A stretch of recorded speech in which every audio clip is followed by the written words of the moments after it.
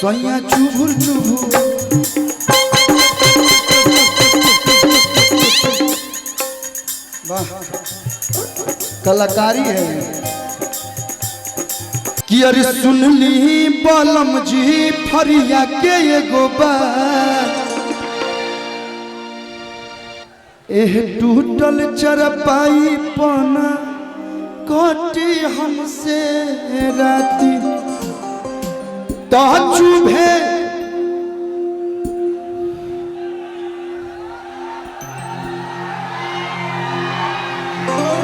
हम छुअत हैं तो तहाँ लोग के दर्द काहे होखता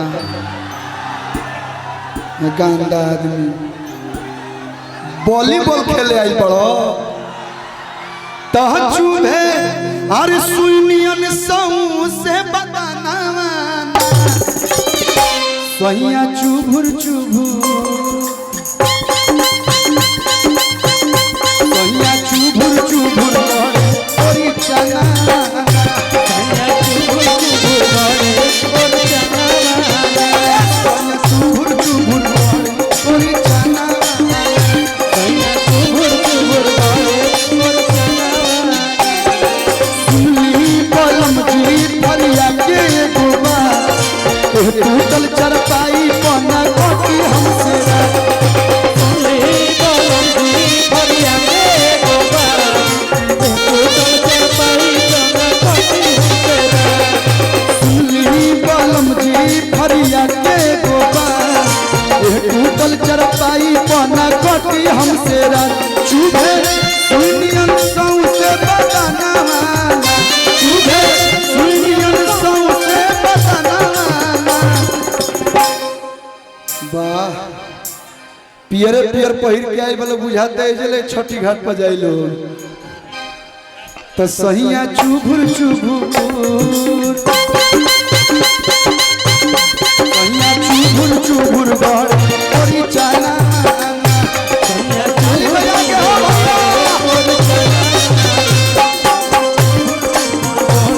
ओरी चाना ओरी चाना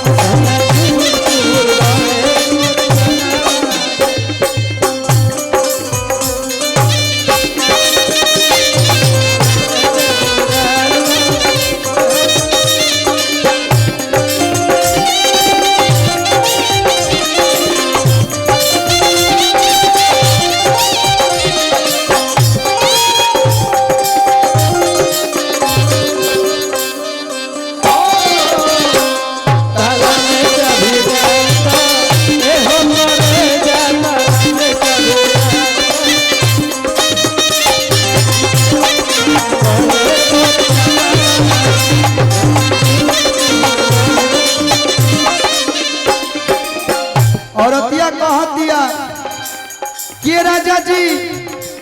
सब अपना मेहरारू के आजकल कितना प्यार करता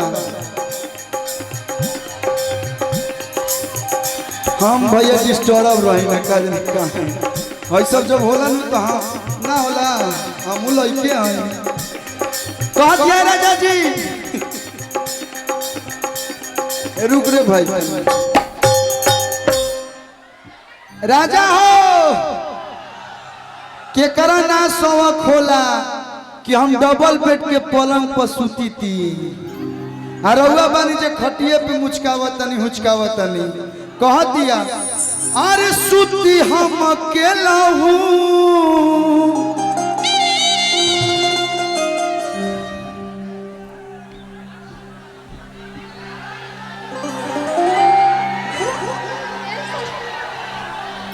अब बताओ भैया हमारा लेखा मरद काहे ना खुश रही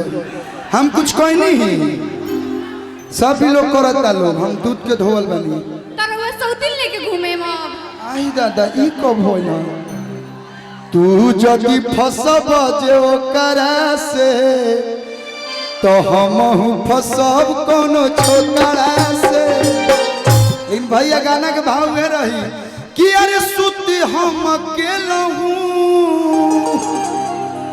तो पार्टी चरचराता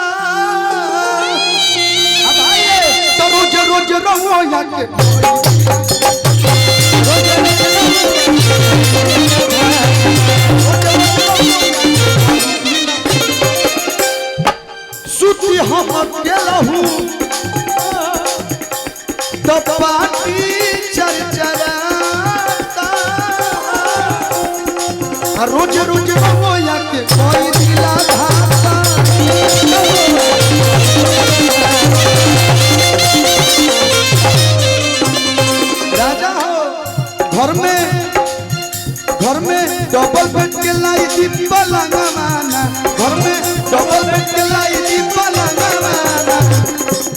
सैया चुभुर चुभुर वाह कलाकारी है। सैया चुभुर चुभुर गड़ी जाना